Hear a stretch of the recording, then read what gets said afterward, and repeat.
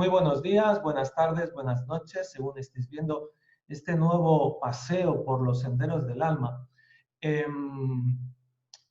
La vida, entre otras cosas, es un camino, es un recorrer y es un encontrarse personas, ¿no? Y en el camino yo tuve el placer, ya hace bastantes años, de conocer y encontrarme con Fernando Rollo. Eh, y alguna conversación he tenido, alguna entrevista ya hemos grabado y como hacía tiempo, sí me apetecía saber en qué momento vital y profesional se encontraba Fernando y por eso hemos concertado este nuevo encuentro. Muy buenos días, Fernando, ¿cómo estás? Hola, muy buenas. Pues muy bien. La verdad es que muy a gusto. Aquí en casita, tranquilo, disfrutando de este día nublado, otoñal, y ahora pues a gusto de estar contigo nuevamente, charlando. Porque charlar es un placer y porque charlar de este camino de despertar de conciencias que llevamos ya décadas viviendo, pues también es muy placentero. A ti hablar de estas cosas que tienen más que ver con el espíritu que que con lo material o lo tangible, ¿te gusta? Mira, cuando entra el término espíritu, yo me quedo un poquito como diciendo, ¿de qué estaremos hablando? Porque claro, con esa terminología se hablan de cosas muy diferentes. Y yo, por ejemplo, que no soy una persona religiosa, y claro, el espíritu está muy conectado a la religión, pues entonces me quedo ahí un poco como diciendo, bueno, vamos a ver de qué hablamos si hablamos de espíritu. Por ponerme donde me coloco yo cuando hablamos de espíritu, para mí lo espiritual o el espíritu es lo que somos en esencia y que normalmente no está manifestado. Vivimos unas vidas bastante superficiales y muy desconectados de una esencia interna que eso es evidente. El humano tiene un potencial que se desarrolla muy superficialmente. Entonces, todo ese recorrido hacia el autoconocimiento, hacia la esencia de lo que somos, para mí eso es lo espiritual. Y por otro lado es fascinante. Sí, sin ninguna duda. Es una aventura. Es un camino de aventureros, te tiene que gustar el desafío de lo desconocido, porque es como una jungla, te puedes encontrar con muchas cosas que te pueden resultar peligrosas, ¿no? Lo que es el inconsciente.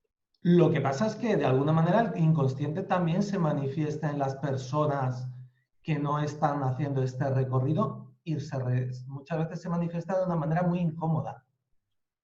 Claro, el inconsciente, como viene del inconsciente, pues viene a su manera. No está dentro de nuestros parámetros, digamos, de manejarnos conscientemente. Entonces puede venir de una forma muy abrupta.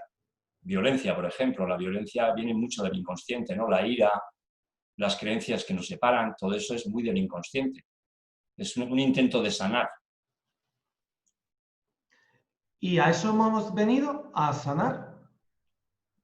Yo no sé si hemos venido con alguna intención. Yo, mira, siempre que entramos en conversaciones un poco profundas, a mí me salta siempre una creencia que tengo. Y es que yo soy ignorante, muy ignorante. No puedo determinar cuestiones tan existenciales o metafísicas como a qué hemos venido, yo no lo sé. Como mucho tengo conocimiento de que he nacido de unos padres. O sea, procuro bajarme a un conocimiento a nivel intelectual, ¿eh? Cuando voy al intelecto, que es de donde hablo, procuro ir a algo muy sencillo, que pueda yo realmente tener constancia con los hechos de lo que estoy hablando. Y claro, yo no, con los hechos no puedo constatar nada sobre esa pregunta, ¿eh? ¿A qué hemos venido? No tengo ni idea, ni idea. Sé qué tránsito estoy haciendo yo en esta vida, más o menos. Sé un poquito, pero cuando nos ponemos a hablar ya de, claro, esa pregunta, ¿a qué hemos venido? Es como que parece que venimos de otro lado, de una idea que hay ahora, una creencia muy extendida que es otras vidas. Y digo, wow, yo no lo sé. Mi principio filosófico es soy y no veo nada más que ignorantes. O sea, lo extiendo, soy, eso lo tengo muy claro, y lo que veo fuera, sigo viendo lo mismo, ignorancia. Gente que habla incluso de una manera muy culta, muy erudita, de cosas que han aprendido desde el intelecto. Y eso a mí no me da mucha confianza. Tú encontraste relativamente pronto una práctica que es el yoga que Mm. te ha ayudado a recorrer ese camino, ese sendero, si me permites, del alma o del cuerpo, Sí, o del ser, y que te ha dado, bueno, te ha ayudado fundamentalmente y te habrá dado claves también de ese descubrir quién es Fernando Rollo y quiénes son el resto de las personas que han coincidido contigo en tiempo y espacio. sí, sin duda. O sea, la práctica del yoga, bueno, y anteriormente yo llevo como más de 40 años haciendo un trabajo como de introspección, ¿no? De autoconocimiento. Hasta cierta edad yo vivía como un corcho en el agua, flotando, ¿no? Por la corriente social y mi corriente personal.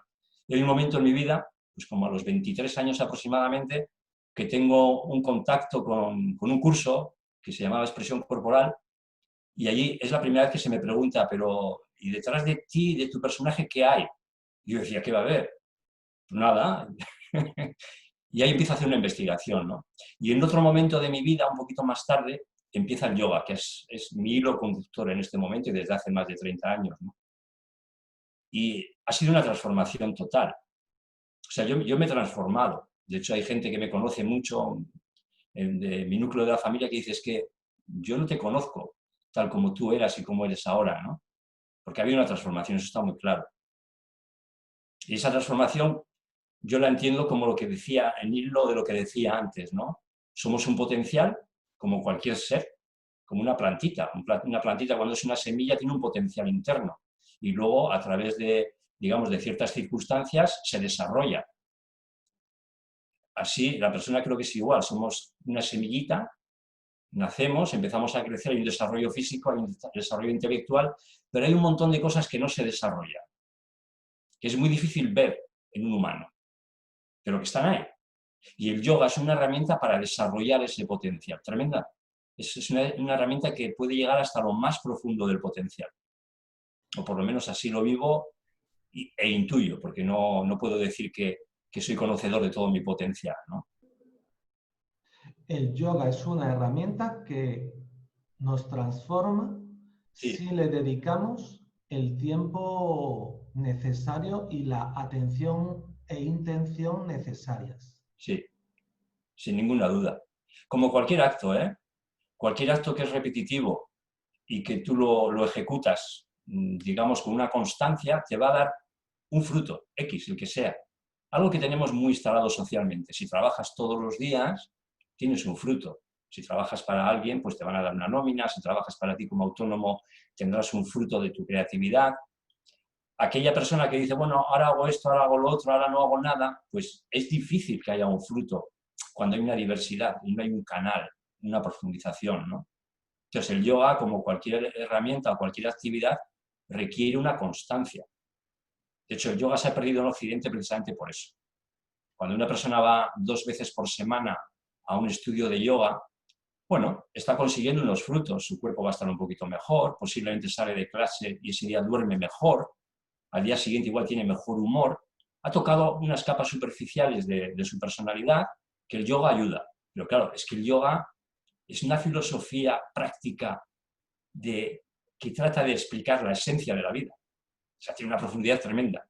Entonces, ir 2 días por semana a clase es como decir, vale, yo voy a ser millonario y voy a trabajar 3 horas a la semana. Y dices, sí, ya, que te lo has creído.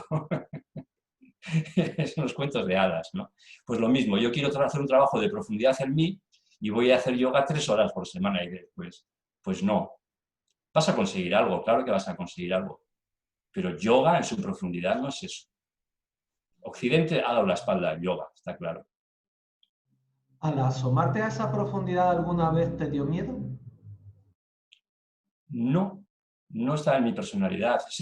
Cuando trato este tema, y sobre todo con alumnos que empezamos a trabajar en profundidad, me dicen, pues es que cuando entro en el estado hacia la meditación, a veces siento como una inquietud interna, como un miedo, ¿no?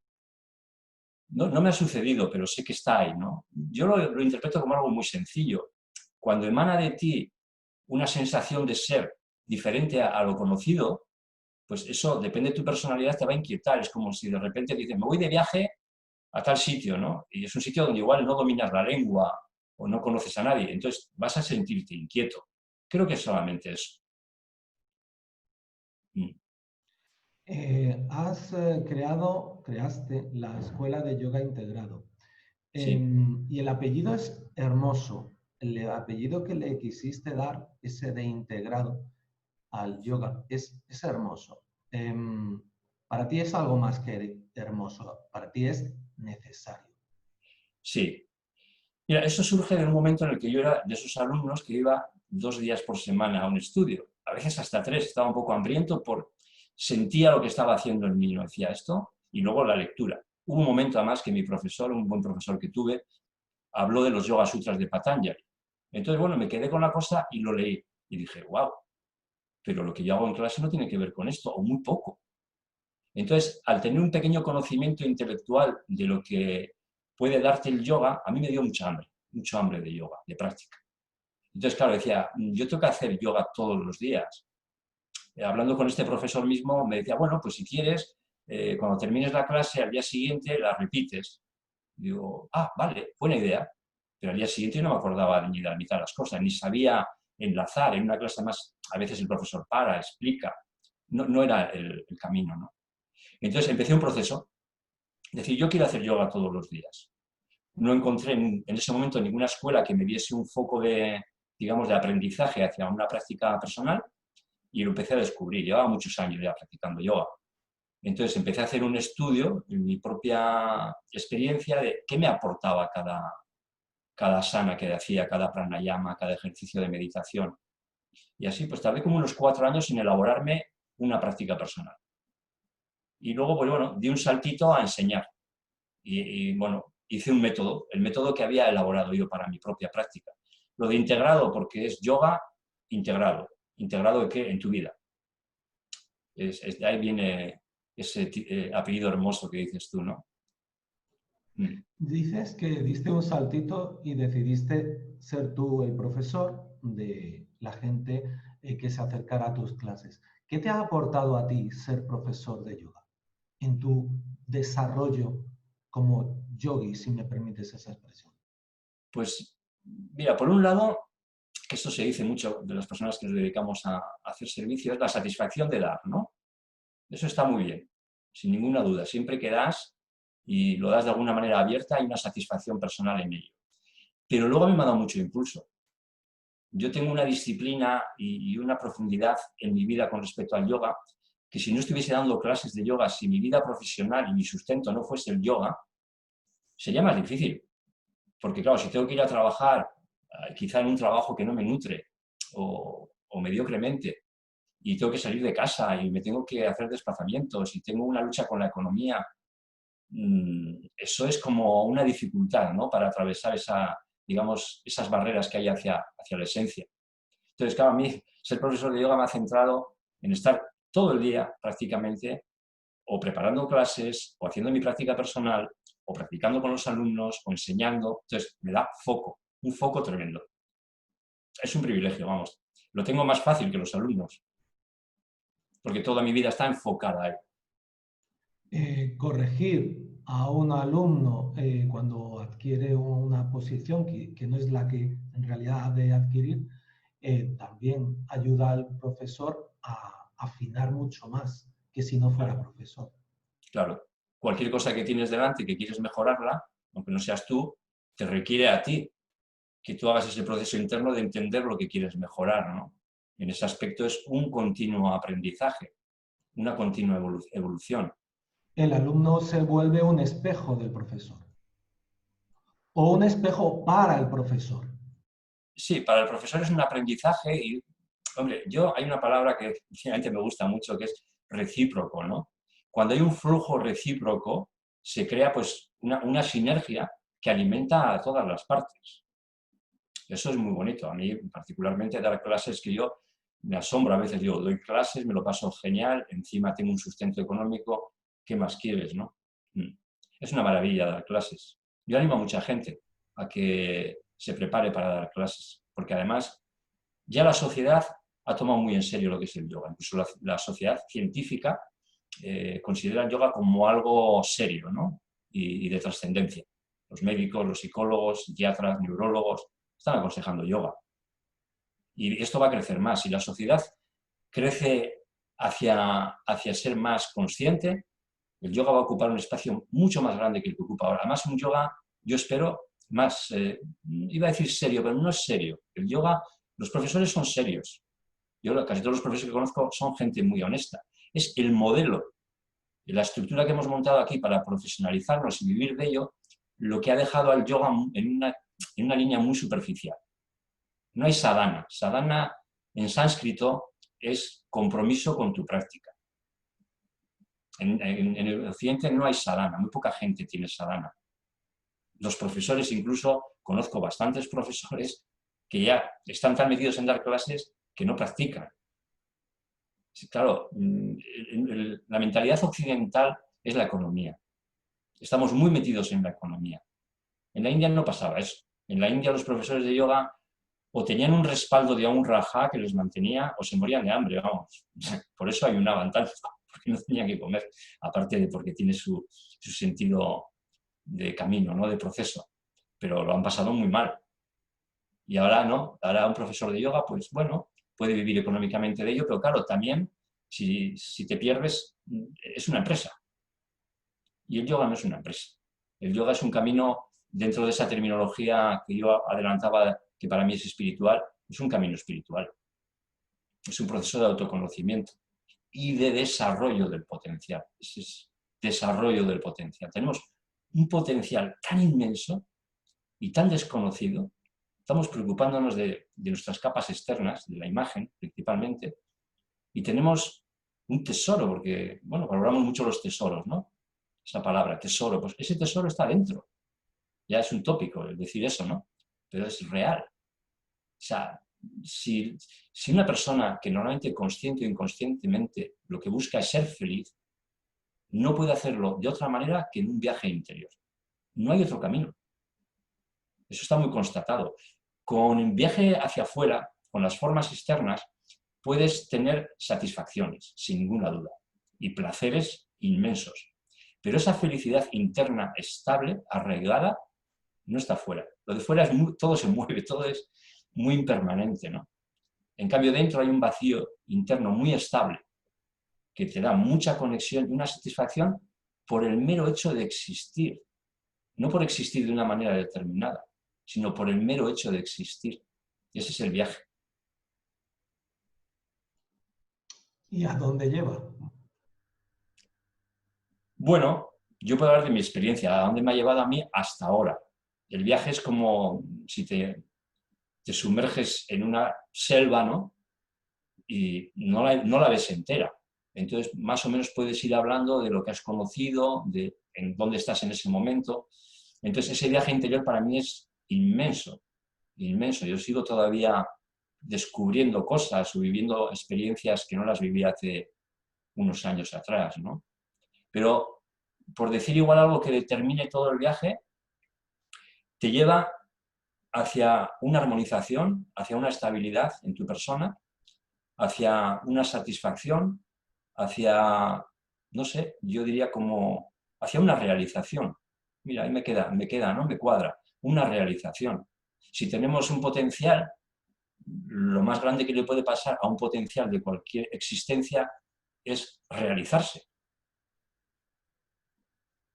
Es como muy, muy lógico, ¿no? Si una semilla es de tomate, pues bueno, su máxima realización será crecer como planta, dar fruto y volver a dar semillas en ese fruto. Y se cierra el ciclo. Esa es mi experiencia humana, eso es lo que puedo ver con mayor profundidad. La tecnología te ha permitido abrirte al universo en el sentido a tener alumnos eh, no solamente en tu localización física de la provincia malagueña. ¿Qué siente Fernando ante esta posibilidad? Pues mira, dentro de que Internet es algo virtual y aparentemente podríamos decir que nos separa, digamos, de ese trabajo que queremos hacer al interior, parece que el interior tiene que ser muy presencial, muy, muy físico, yo voy descubriendo que es un canal y una oportunidad muy grande. De hecho, los alumnos míos avanzados, que es la mayoría, yo prácticamente casi trabajo todo con alumnos avanzados, vienen 2 veces por semana a clase, pero el resto de la semana lo practican en casa. Si no, o sea, es que no cuadra que estén en ese nivel avanzado, ¿no? Tienen que practicar todos los días, menos un día a la semana de descanso. Entonces, yo he ido elaborando unos vídeos y los voy pasando vídeos. Tenemos un grupo de WhatsApp con cada grupo de alumnos. Y el vídeo de hoy, cuando no vienen a clase y practican en casa, y tenemos un feedback de pues, qué sentido en esta postura o cómo me estoy realizando con este pranayama. Entonces, claro, resulta que esta tecnología a mí personalmente me está dando la posibilidad de acompañar a los alumnos a esa profundidad del yoga de la que yo quiero ser partícipe con los alumnos, no solamente a practicar unas asanas o unos pequeños ejercicios respiratorios, sino hacer un viaje al interior. Entonces, eso me lo ha facilitado Internet. Entonces, claro, estoy como muy a favor de lo que está sucediendo con estas redes virtuales, ¿no? Como todo, siempre, lo mismo que cuando se descubrió la imprenta, salieron textos pues, que no merecían la pena que hubiesen salido, pero fue algo maravilloso, porque se pudo transmitir textos muy maravillosos. Pues lo mismo, en lo virtual hay cosas que es pues, lo mismo de siempre, cosas que no merecen la pena, que intoxican, pero otras cosas que son maravillosas. Entonces es colocarse en el lado que cada uno quiere colocarse. Y yo me coloco con el yoga en estas vías virtuales de una manera que creo que es muy positiva. Cada uno elige el contenido y el camino, por tanto, que desea desarrollar. Claro, es que posibilidades tenemos infinitas, en todo tipo además, o sea, a todos los niveles, ¿no? Es cuestión, es algo que también se trabaja muy poco a nivel humano, que es decir, ejerce la voluntad de qué quieres hacer en tu vida. Eso es algo también que está muy ausente. Cuando las personas hablan de su vida, casi siempre hablan de las circunstancias que les impulsan a tener la vida que tienen. Y entonces eres un corcho en el agua, flotando sin más. No tienes ni un pequeño timoncito para, aunque sea un poco de timón, pues no se escucha. Normalmente se escucha mucho, es que claro, en esta situación, con la crisis, con el COVID, no sé qué, pero bueno, todo son flujos externos que te llevan. Tú no decides. Y tenemos la capacidad de decidir muchísimas cosas, de vivir la vida como seres libres, pero eso se está perdiendo. Toda la estructura social, sociopolítica y económica es de flujos de fuerzas para que los individuos caminen en ese flujo de fuerzas. Y no hay fuerza individual, se está perdiendo mucho. Pero está en nuestra mano también, como individuos, rescatarla y no dejarnos llevar por la corriente. Claro, ya, pero eso requiere compromiso. Y esa palabra es como que se me salen las uñas, ¿no? Mucho compromiso con uno mismo. Claro, es muy fácil decir, si me pasa algo, tengo la asistencia social, la asistencia sanitaria. Si me pasa algo económicamente, que me ayude el Estado. Se está creando una burbuja digamos, como de flujos que te llevan a vivir de una manera determinada según los flujos externos. Cuando dices, yo quiero vivir como a mí me apetece, tú tienes que ser responsable de tus propias fuerzas, de tus propios medios. Luego hay una interrelación, no se trata de aislarse, hay una interrelación. Tú y yo podemos tener una amistad y en esa amistad tener pues, un intercambio afectivo, intelectual, todo lo que queramos. Podemos ayudarnos en muchas cosas y compartir, pero cada uno tiene que estar en su centro. No puede ser que yo pierda mi centro para tener una relación contigo. ¿Qué es lo que pasa? Pasa a nivel familiar, es igual, ¿no? Las parejas pierden su centro y todo es una discusión de qué hacemos, a dónde vamos, pero que sois seres individuales.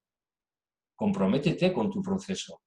Y luego, si quieres compartir, comparte desde el centro de cada uno. Los hijos igual, las comunidades de todo tipo. El yoga, por eso me gusta tanto y a mí me ha calado tanto, es un viaje solitario. No quiere decir que te tengas que ir a una cueva. Quiere decir que te tienes que hacer responsable de tu proceso interior.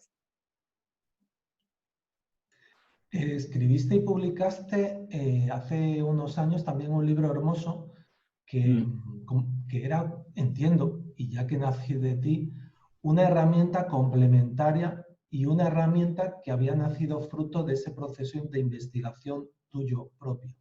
Sí. Y las personas que han sido tus alumnos lo han comprado entiendo y les ha ayudado a entender tus enseñanzas en la práctica del yoga, pero no solo. Sí, aquello fue una edición muy sencillita. Era como si fuese un diario.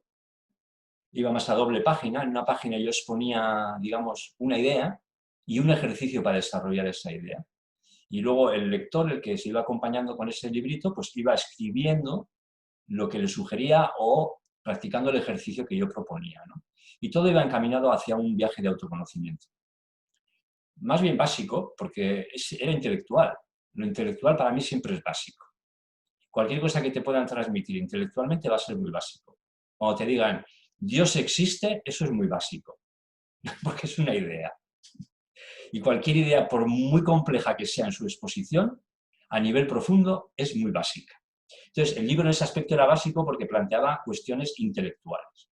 Aunque planteaba ejercicios prácticos, como ejercicios de respiración, de concentración y algunas cositas para realizarlos en la vida cotidiana, pero bueno, yo me quedo con que era una cosita más bien básica, ¿no? Cuando una persona quiere profundizar más, tiene que ir a la experiencia vital, tiene que respirar, tiene que moverse, tiene que hacer el amor, tiene que bailar, tiene que correr, tiene que nadar, tiene que verse como manifestación material.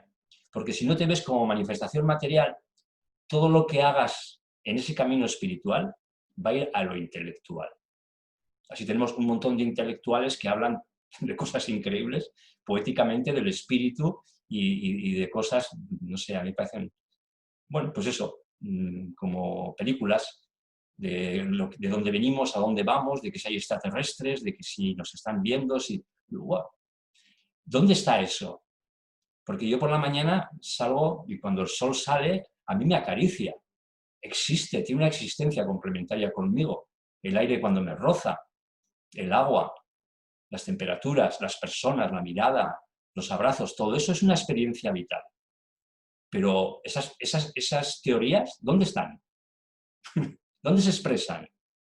Pues dejémoslos donde están, pues aquí arriba, en el plano intelectual. Lo que sea se manifestará, de una manera u otra, se manifestará. Aunque ahora no tengamos la capacidad de verlo, lo que es se manifestará, no tengamos prisa. Hay que vivir la vida sin prisa. Sí, y orgánicamente. Orgánicamente quiero decir con este cuerpo. Es muy importante, el cuerpo es la entrada hacia todo. Uno de los mayores actos de amor es la sexualidad, porque se hace con el cuerpo. Y desde esta piel que toca, que tiene tacto, se entra al corazón, se entra a las tripas, se entra a los genitales. Y desde ahí, si estás atento, haces un viaje hasta lo más profundo, que es la fusión con otra persona. Y sin embargo, también se practica a veces de forma muy superficial. Claro, como casi todo lo que se hace socialmente. Cuando hay en el yoga hay un concepto moral que es brahmacharya, que es la continencia de los sentidos. Cuando una persona estimula mucho sus sentidos, se va hacia el placer vicioso. Es como la comida. La comida es nutrición. Es necesaria para nutrirte. Cuando tú vas a la comida, quien vaya a la comida, o cuando vamos a la comida de una manera muy placentera, pierdes el concepto de nutrición, pierdes de dejar de sentir que ya no tienes que comer más, porque te vas guiando por los sentidos y te enfermas. Con la bebida pasa lo mismo, ¿no? Nosotros bebemos o deberíamos de beber para hidratarnos. Sin embargo, los sentidos te llevan a buscar sabores que no solamente no te hidratan, sino que te deshidratan, te alcoholizan, te enferman. Entonces, ese concepto de continencia a los sentidos es para tener un orden con respecto a los sentidos. Entonces, pues bueno, la sexualidad es lo mismo. El tacto de otra persona, el tacto en ciertas partes del cuerpo, bueno, y si tienes conciencia en todo tu cuerpo, es muy placentero. Pero si te dejas llevar por ese placer hacia el vicio, te desconectas del viaje hacia adentro y todo es hacia afuera y te enfermas. Hay mucha gente muy enferma por su sexualidad, no solamente por cuestiones de contagios. No, me refiero enferma moralmente, psicológicamente, emocionalmente. Porque eso es algo, es nutrición. Además, es una nutrición todavía más profunda que la orgánica de los alimentos. Y claro, todo eso, pues en una sociedad, en un comportamiento superficial, todo va a caer en lo superficial. La economía, que es algo maravilloso, que ha hecho prosperar a la humanidad, como se trata superficial, pues viene a ser un destrozo, ¿no? Todo, cualquier cosa. La belleza, ¿no? El arte mismo, que es algo grandioso, que una persona sea capaz de crear formas, imágenes o textos que tienen una belleza tremenda, pues una sociedad superficial se vuelve superficial y se vende, y se compra, y se manipula, y se juega con sus precios, bueno, cosas de una vida superficial, ¿no? Y con todo, esta experiencia humana es hermosa. Sin ninguna duda, independientemente de cómo lo viva cada uno. O sea, si tú ves, por ejemplo, yo qué sé, aquí enfrente de la casa, me estoy acordando de ello, tengo ahí un rosal tremendo, pero de esta, la rosa mosqueta, salvaje, ¿no? Tendrá pues como 5 metros de ancho por otros 5 metros de largo en la montaña. Es preciosa, cuando se pone en flor es preciosa, cuando está el escaramujo es precioso, cuando ves todo es precioso. Pero si te metes dentro, vas a sufrir mucho, porque tiene espinas. Entonces, no deja de ser hermosa, aunque te pinche. Pues la vida es igual. La vida es hermosa en sí misma. Ahora, depende cómo te coloques, dónde te metas, te puede doler mucho. La vida puede ser muy dolorosa. Puede tener muchos pinchos. De hecho, hay muchas personas, millones de personas en este planeta que están sufriendo día a día. Y entonces decirles que la vida es hermosa, es decir, ya, pues es casi una ofensa, ¿no? Pero sí, se puede decir, sabiendo dónde y cómo se dice, que la vida es muy, muy hermosa, es tremendamente bella. Pero Pues esa también entiendo que es la invitación del yoga, a descubrir la belleza en la práctica. claro, claro, sí. De hecho, cuando estás en conciencia, una conciencia profunda, que es, pues diríamos, como el séptimo plano según Patanjali, ¿no? Que es Dhyana, la meditación, cualquier proceso es bello. La muerte tiene una belleza tremenda. Y eso lo podemos ver ahora en otoño. Tú ves un árbol ahora, como las hojas de un árbol caduco van cambiando a esa cromática de colores y dices, ¡qué belleza! Pero si tú te identificases con la hoja, podrías decir, ¡ay, me estoy muriendo, por favor, no! Conceptualmente no aceptamos la muerte porque el ego tiene miedo a desaparecer. Pero qué belleza tiene, es una maravilla, es una hoja que está cayendo para abonar un suelo fértil, ¿no? En la próxima primavera. Es una metáfora de lo que es la vida humana también. Todo es bello. Las enfermedades, todo tiene una belleza tremenda. Entendiendo por belleza la manifestación de la existencia. Ahora, cómo lo recibe uno es otra historia. Sirva entonces este ratito de conversación para invitar a la gente a la práctica del yoga y a la contemplación incondicional de la belleza. Sí, sin ninguna duda. Esa invitación tendría que estar siempre ahí delante, en todos los medios, ¿no? Por favor, practiquen, y si no es yoga, practiquen algo parecido, ¿no? Que les lleve hacia la introspección. Hay otros caminos, ¿no? Está el Qigong, el Tai Chi, el Kung Fu. Casi todas las filosofías orientales son filosofías prácticas, mientras que la filosofía occidental, desde Sócrates, son filosofías intelectuales. Entonces, casi todas, digamos, las actividades que vienen de las filosofías orientales hacen ese viaje. El yoga ha entrado muy bien en Occidente por cuestiones circunstanciales y ya que está, utilicémoslo, por favor. Todos los días. Un día de descanso está bien también, pero todos los días yoga, todos los días. Para que sirva además como de puente de intuición.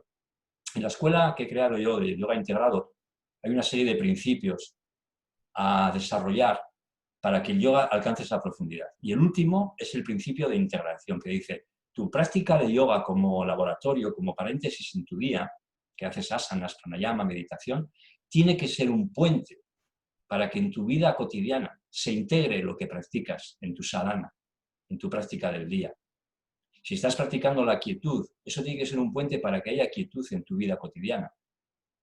Si estás practicando la respiración consciente, eso tiene que ser un puente para que la practiques en tu vida cotidiana. Si no, no llega el yoga. Si no, simplemente sería otra práctica superficial de la que a veces los seres humanos Sí, abandonamos. es una gimnasia psicofísica, sería ese el término de lo que se está haciendo, ¿no? Pues Fernando, muchísimas gracias por este ratito que invita de nuevo a la reflexión, que invita a la introspección y que invita, lógicamente, también a la práctica de un yoga comprometido con uno mismo. Muchísimas gracias. Encantado de haber compartido esto contigo y con la gente que lo pueda ver. Un abrazo grande y sigamos el Zen caminando. El Muy sendero. bien. Un abrazo fuerte.